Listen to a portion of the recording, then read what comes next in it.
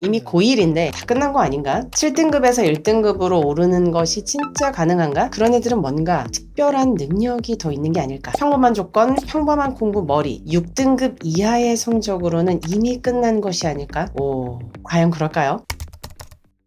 안녕하세요. 분당 안쌤입니다. 자, 드디어 역전학습법의 마지막 시간입니다. 지금까지 잘 따라와 주신 모든 분들께 진심으로 감사드립니다. 자, 오늘은 현실에서 실제로 드라마틱한 성적을 거둔 학생들의 생생한 이야기를 들려드리는 시간입니다. 오늘의 내용을 잘 들으셔서 우리 아이에게 잘 적용해 보시길 바랍니다. 그리고 교과서나 읽기를 어떻게 공부를 했는지 어려워하는 분들이 있으신데요. 그런 분들은 이 영상을 참고하시면 구체적인 읽기 방법을 배우실 수 있습니다. 자, 먼저 역전이라는 단어는 어떤 학생들에게 쓸 수 있는 말인지를 말씀드릴게요. 역전이라는 말을 쓰려면요, 몇 가지 조건이 필요합니다. 1번, 평범한 공부머리. 2번, 평범한 환경. 3번, 드라마틱한 성장. 여기서 드라마틱하다는 것은요, 3등급, 4등급이 1, 2등급이 되는 것을 말씀드리는 것이 아닙니다. 5등급, 6등급, 7등급 이하의 학생들이 1등급까지 올라가는 것을 말씀드리는 것입니다. 평범한 공부머리, 평범한 환경, 드라마틱한 성적 향상, 이 세 가지를 갖추어야 비로소 모두가 인정하는 역전이라는 말을 쓸 수 있을 것이라고 생각을 합니다. 자, 오늘 제가 말씀드리려는 학생들은 바로 이 세 가지에 모두 해당이 되는 학생들입니다. 입시가 끝나고 나면요, 수능 만점자들이 항상 언론에 보도가 됩니다. 일반적인 경우의 학생들도 있지만요, 중등이나 고1까지는 열등생이었다가 역전도 너무 크게 이루어서 전교도 넘어선 전국 1등을 한 학생들의 이야기, 고1 때까지 7등급이었다가 서울대를 갔다는 학생의 이야기도 종종 등장을 합니다. 이런 학생들은 대체 현실에 어디에 존재를 하는 걸까요? 생각보다 이런 학생들은 적지 않습니다. 물론 많다고 볼 수는 없습니다. 그런데 중요한 것은요, 분명히 있다는 것입니다. 저는 적을 때는 20%, 많을 때는 30% 정도의 학생들을 매년 현장에서 만나고 있습니다. 결코 적은 수는 아니에요. 100명 중에 20명, 30명 정도는 되는 것이니까요. 하지만 이들이 돋보이지 않는 것은 70%, 80% 이상의 학생들이 그 자리에서 맴돌거나 오히려 점수가 하락하는 경우도 있기 때문입니다. 훨씬 많은 수의 학생들이 실패를 하는 것이죠. 이런 상황이다 보니까 성공한 학생들은 우연히 운이 좋아서 나와는 상관없는 사람들이라는 생각을 하게 되는 것 같습니다. 하지만 분명한 것은요, 오랜 대입의 역사 속에 이런 학생들은 항상 존재해왔고 결코 적지 않다는 것입니다. 예전에나 가능했지 지금은 불가능하지 않나요? 라고 말하는 사람들은 쉽게 합리화를 하려는 것입니다. 오히려 예전보다 지금이 훨씬 쉽고 많습니다. 그러니까 피하지 말고 용기를 내어보세요. 실패한 80%가 아닌 성공한 20%에 집중해서 그들은 어떻게 했는지를 확인하시길 바랍니다.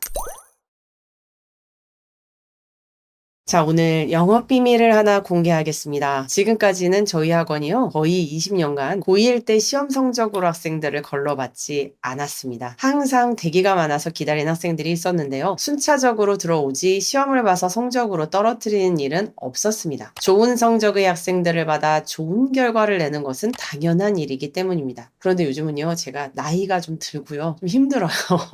그래서 좀 바꿔야 하나, 저 진짜 진지하게 요즘에 고민을 좀 하고 있습니다. 자, 이런 상황인데 몇 해 전에 인근에 있는 S고 1등급 전원이 100% 저희 학원에서 나온 적이 있었어요. 심지어 처음에 학원에 들어올 당시에 1등급이었던 학생들은 거의 없었거든요. 11등까지 1등급이었는데 대부분 뭐 3등급, 4등급, 그리고 그 이하에 5등급, 7등급까지 있었죠. 이 학생들이 한 학기가 끝나자마자 1등급 절반 이상을 가져왔고요. 2학기에는 중간기말 합산해서 최종적으로 1등급 100%가 저희 학원에서 나왔습니다. 대체 어떻게 이런 일이 가능했을까요? 먼저 몇 가지 조건이 맞아야 가능한 일이긴 합니다. 특히 이때는요, 솔직히 운도 기가 막히게 좋기도 했다고 인정합니다.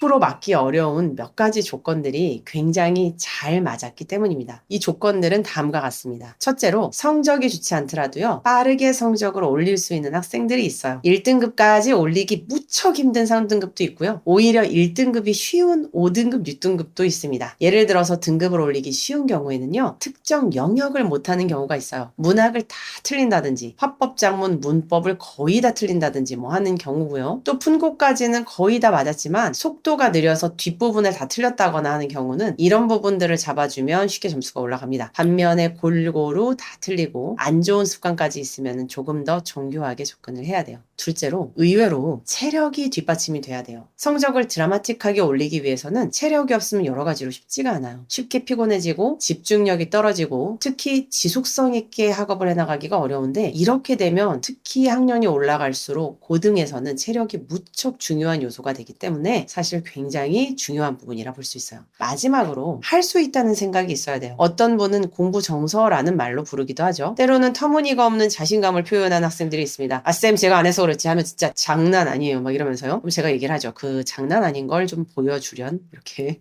자, 이 세 가지가 별거 아닌 것 같지만 모아놓고 보면 성적을 올리기에 굉장히 중요한 요소가 됩니다. 똑같은 등급이라도 점수가 오르기 쉬운 구조여야 하고 체력이 있어야 하고 스스로에 대한 믿음이 있어야 한다는 거죠. 특히 마지막 요소가 가장 중요해요. 앞에 두 가지를 다 갖추고 있어도 스스로 할 수 있다는 생각을 안 하고 못하는 학생들은 드라마틱한 성적 향상은 실질적으로 어렵습니다. 자, 그렇다면 1등급 100%의 결과는 어떻게 만들어냈을까요? 저희가 한 일은요, 이 세 가지를 가장 잘 갖춘 학생을 찾는 것이었죠. 그리고 지금도 특정 학교의 분위기를 바꾸기 위해서는 이런 방법을 쓰고 있습니다. 특정한 영역을 유난히 어려워하고 체력에 문제가 없고 할 수 있다는 자신감이 어마어마한 학생들을 찾는 겁니다. 이런 학생들을 딱딱딱 몇 명만 찾아서 어떻게든 점수가 확 오르는 것을 이 학생들이 포함된 그룹에 보여줍니다. 물론 이것을 위해서는 담당 강사가 진짜 뼈를 갈아 넣어야 하긴 합니다. 학생의 결을 분명히 알고 해야 하는 것도 굉장히 중요합니다. 자신보다 많이 부족했던 친구고요. 언제나 자기보다 못했던 친구인데 갑자기 이 학생의 성적이 향상이 되잖아요. 그러면 주변의 친구들이 엄청난 영향을 받습니다. 또래 집단에서 벌어지는 일들이 사실은 아이들에게는 가장 많은 영향을 미치는 것이죠. 아이들 입장에서 생각을 해보면 이웃집 누가 성적을 팍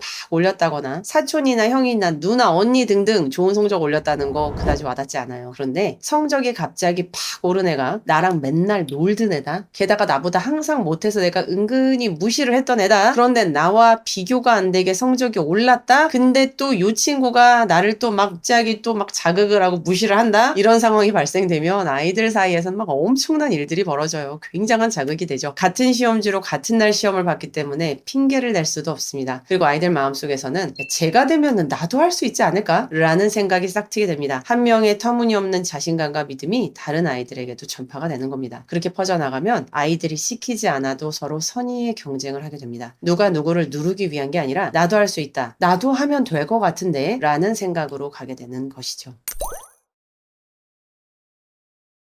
혹시 캐롤 드웨기의 책 마인드셋 읽어보셨나요? 스탠퍼드에서 40년간 성공의 비밀을 탐구한 발달 심리학자인데요. 구글, 애플, 백악관에서 그녀의 강의를 초청해서 듣는다고 하죠. 마인드셋의 이론을 핵심 정리한 2014년 강연은요. 600만 명이 넘는 사람들이 시청을 했고 소개드린 마인드셋 책은 200만 부 이상이 판매되었습니다. 그만큼 많은 사람들의 호응을 얻은 강의죠. 제가 갑자기 이 얘기를 왜 하는 걸까요? 그래도 조금만 더 들어주세요. 그녀의 이론에 따르면요. 압도적으로 탁월한 성과를 이룬 사람들, 때로는 역경과 고난에 빠졌지만 이것을 이겨내고 역전을 이룬 사람들, 이런 사람들은 다음과 같은 공통점이 있었습니다. 바로 성장 마인드셋이 있다는 겁니다. 성공이 아니라요, 성장입니다. 그리고 그 반대급부에는요, 고정 마인드셋이라는 것이 있었어요. 그렇다면요, 성장 마인드셋과 고정 마인드셋은 어떤 차이가 있을까요? 가장 중요한 핵심은 스스로의 발전 가능성에 대한 믿음에 있습니다. 성장 마인드셋을 가진 사람은요, 자신에 대한 믿음이 있습니다. 반면에 고정 마인드셋을 가진 사람은 자신에 대한 믿음이 없습니다. 고정 마인드셋을 가진 사람들은 이미 재능은 결정되어 있고 노력으로 바꿀 수 있는 것은 없다고 생각을 하죠. 반면에 성장 마인드셋을 가진 사람들은 지능마저도 성장할 수 있는 영역으로 보며 노력은 성장과 스스로의 배움을 위해 반드시 필요한 요소로 생각을 합니다. 실패에 대한 생각도 완전히 다릅니다. 성장 마인드셋을 가진 사람들은요, 실패는 성장을 위해 겪는 당연한 과정이라고 생각을 하고 도전하기를 주저하거나 두려워하지 않습니다. 저 역시 항상 이 말씀을 드려왔죠. 실패가 아니라 성장이라는 말씀을 드려왔습니다. 실제로 제가 20년 가까운 세월 동안 현실에서 역전을 이룬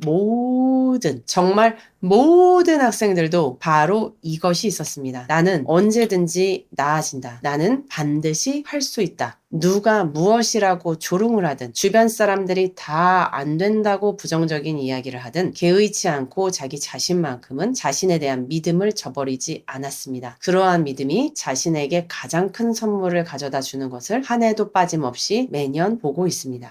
결국 역전학습법에서 가장 중요한 것은요, 공부 방법, 교재, 강사가 아니라요, 스스로에 대한 할 수 있다는 믿음이라고 저는 진심으로 생각합니다. 자신을 다른 사람에게 증명하기 위해 애쓰지 마십시오. 다른 사람에게 똑똑해 보이기 위해 노력할 필요도 없습니다. 오로지 나의 배움과 나의 성장에 집중하시길 바랍니다. 하나하나 성장하고 이뤄내는 모습에 집중을 하다 보면 그 어떤 증명을 하지 않아도 그 누구보다 값진 성장과 성공을 동시에 이룬 모습이 될 것입니다. 자, 지금까지 역전학습법을 시청해 주셔서 감사드립니다. 지난 시간 현강에서 강조드렸던 내용을 총정리해서 설명드리는 시간이었습니다. 여태까지 지속적으로 드렸던 말씀과 상당히 겹치는 부분도 있고요. 새로운 부분도 있었을 텐데 1강부터 쭉 들어보시면 대입에 성공하기 위한 학습에 대한 어떤 전체적인 생각, 전체적인 뼈대가 정리가 되실 거예요. 세부적인 내용들은 좀 부족할 수도 있는데 전체적인 뼈대를 좀 정리를 해드리려고 이제 시작했던 강의니까요. 이제 이 부분에다가 초점을 맞추셔서 처음부터 끝까지 쭉 한번 다시 들어보시면 좋겠습니다. 더 궁금하신 내용들은 댓글로 남겨주시면 많은 분들이 궁금해하시는 내용들을 뽑아서 답변을 드리겠습니다. 그때는 조금 더 구체적인 답변이 될 것 같아요. 저는 더 도움이 되는 영상으로 찾아뵙겠습니다. 끝까지 함께 해주셔서 감사합니다.